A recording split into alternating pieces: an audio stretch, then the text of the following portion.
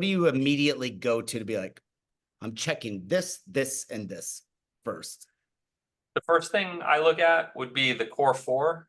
And I'd look, is Bitcoin bullish or bearish? Is total three bullish or bearish? Is the S&P 500 bullish or bearish? I'd maybe look at the DXY, the dollar. If it's bearish, then usually crypto is bullish. And if the dollar is bullish, then usually crypto may, be careful, it may go bearish anytime. But it's usually got a bit of lag on it, so I don't use that one as my primary. The primary would be Bitcoin, because Bitcoin tends to drag almost anything up, but it doesn't drag anything, right? Because if that were the case, then this chart wouldn't look so shitty. But for charts that have a lot of green bubbles, you can tell like, okay, that's one that is at least has a good shot of being drug up further by Bitcoin.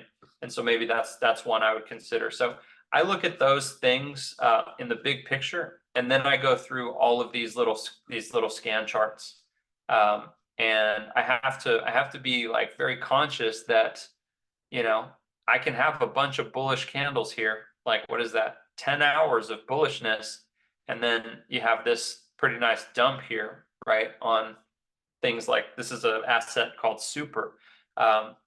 But overall, it could just be, I mean, according to a lot of this, it's probably just somewhat of a breather. And the real good move would probably be to look for a long. But again, you just want to make sure that you're doing what Bitcoin is doing. Like go in the Well, direction that's of what I'm Bitcoin if you asking.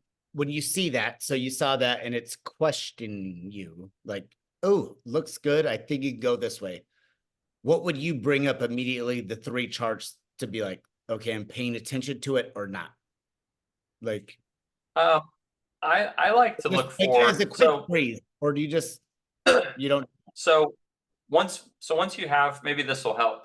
Once you Yeah. have a I just reset it because the Argo chart down here wasn't showing. So I wanted to pull that up because you'll see how red that one probably is. So this one's overextended, but it doesn't mean it couldn't dump further. First thing I'll do is pull up pressure lines to see if I'm about to long or short at a dumb place. And pressure lines are one of those things that tell me if, like if there was one right here and I was about to short it, I'd be like, oh, wait, I'm glad. Now I have two reasons that that's dumb. And if I did it, it would be totally my fault, right? Because let's say there's a pressure line right there. That would be dumb reason number one. And then dumb reason number two is there's clear overextension. It's clearly overextended to the bearish side. So where I could maybe jump into a short just with that and just be really cautious, it would be really kind of dumb to jump into a short knowing that I have that going against me on even on large time frames, and there's a pressure line right here. Now there's not a pressure line right there, so a short actually could be good, especially with low leverage. But that's where the leverage equation comes into play, and that's where I think you do the math. And if you are going to jump in like in real time, which I know you mentioned you like to do Yeah. the math. Just it's okay. It's not like a terrible thing, but make sure you're doing it in a way that you're also accounting for the math, right? Like if I know that that's where I'm going to run into a support and I think shorting is good, then how can I kind of protect myself with, the math and this tool? And how much leverage should I use? And so this is that math, right? I could look at this and go, okay, this isn't terrible.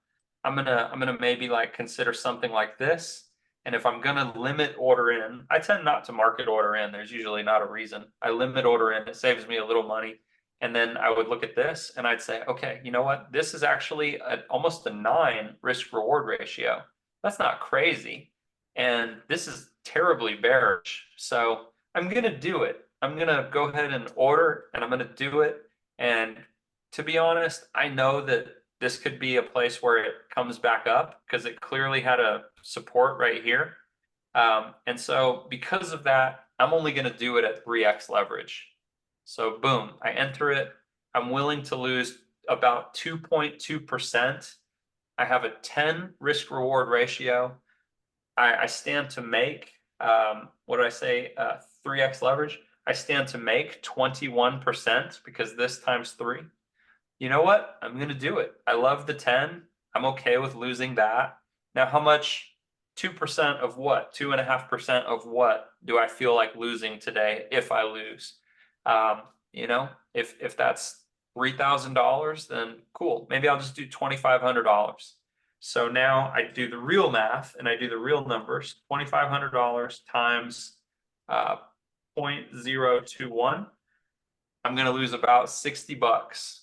And then I do the math on the downside, right? If I put $2,500 in times 1.21, just give or take, I stand to make about $525. Cool. Over Then I would do it. the time frame I built the short or long in, right?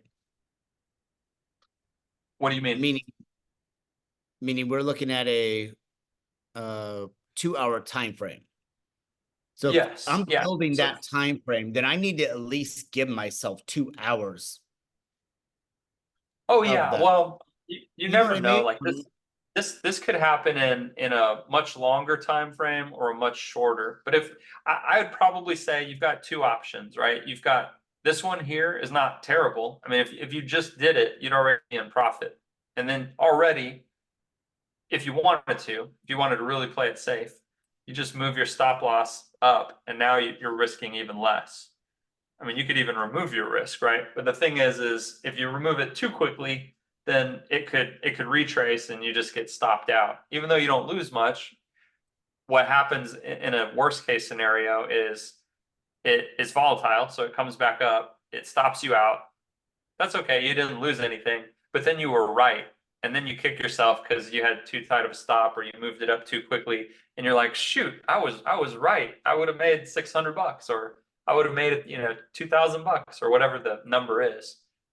So that's the only downside of moving, your stop up a little early. But I mean, this is a great example of one where the data is doing what it does and you'd already be in profit. Look, it's already expanding. It's kind of crazy to think that that's, the case.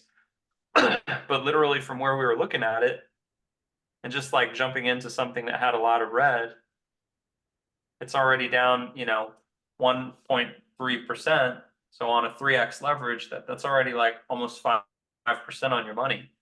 And you're like, wow, okay, now I'm just gonna put my stop into profit. And I probably would. And then I'd just go to sleep and I'd set my take profit here. And then by morning, I've either made a few bucks or I've hit my goal and I've made my $600. But look, I mean, this is a great case in point that you saw kind of where we started, and it's already, it's already like falling. The other thing you can do is a trailing stop loss. Not always the best idea. It's up to the person. It can get stopped out because it follows.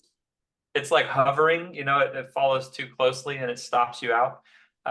But you could literally just set, a stop at what you think is reasonable and just say, you know what, I'm going to set it right there. And so I'm either going to make like, 1% because I set my stop here, I moved it down, or I'm going to make whatever it is when it gets here. And I'll set my take profit right here, like a little bit above the pressure line. And these things are so good on average that they really do fall. And then like the next morning you wake up and it's back here, and it's kind of like adjusting to this trend, which has been the trend over 100 hours. So you have to give it some credit. It's breaking trend to the downside. And this is actually telling you that without even having to look. This little circle right here is telling you the 2-hour trend is breaking down, intensifying as we speak. And so it's kind of cool that in this tutorial, you're getting to see what that looks like in real time. And so when you have confluence with all of that, right, you have all of these linear regression channels that are all bearish, and each one of them, not just one, but each one of them has the trend intensifying, that's pretty powerful data. So the only thing you have going against you is just be cautious and protect yourself as soon as possible if you enter the trade, because it technically is overextended. And that means even if it goes down to here, it could come back and retrace to some sort of middle ground. And it could happen anytime. It could go just to here and it could retrace back to some sort of middle ground, Wow. like these moving averages, you know. So you can take advantage of that. And that's fun because sometimes that's that move that you make 8% in just literally like an hour or less. So that is kind of like the case study where you're talking about where can I was looking at it like making money and immediately. It's like this is that trade and this is that data. This is a great setup for that. Wouldn't surprise me. We see expansion here in the 24 minutes. So it wouldn't surprise me if we get the fall to this line. But I normally I would take profits at this line because chances of it falling even further while it has this massive overextension. Look, another one popped up. It starts to get smaller and smaller. But literally, since we've been watching it, I think we said enter it right there when it breaches that support, and it's already down 2.84%. So let's just say 3 times 3, you're already up 9% on that $2,500. So literally, while we've been watching, 2,500 times 1.09, you've already made $225, on a $2,500 position at only a 3x leverage. So you don't need a ton of leverage. A lot of times more leverage will just cause loss. So that's a great example of one where you just look at the data and you jump into it and you protect yourself immediately because it could retrace. And if you lose, at least you limit your losses. So we kind of did that math up front. We said I'm willing to lose 2.1%. And as you get good at it, you can do that on the fly a bit more. But yeah, that's kind of like a great setup for like immediate, like, hey, this could happen immediately because look at how bearish it is. And it's a good distance from that next pressure line. And I didn't have any ribbons anywhere near it. My closest ribbon was over here on top of it. So it's actually on the right side of the trend. This is very bearish. And I don't have any ribbons in sight to ruin my plan either. So, hey, I'm just going to take a shot. And so that one's kind of one where you just have so much overwhelming data and channel going in the direction of the trend already. Your only danger is the overextension, that it almost inevitably will whip back at some point. But that some point could easily be this line, because you have to think if you're a trader, you probably would be dumb to jump in and long it right here. And that's what's going to send it back up anyway. So where it's probably going to get sent back up is some group of traders that are doing something like this, and they're looking for the opposite trade. They're just like, yeah, I'm just gonna do something like this, and maybe they're even tighter, right? Because they need good asymmetry too. So they're doing something like that.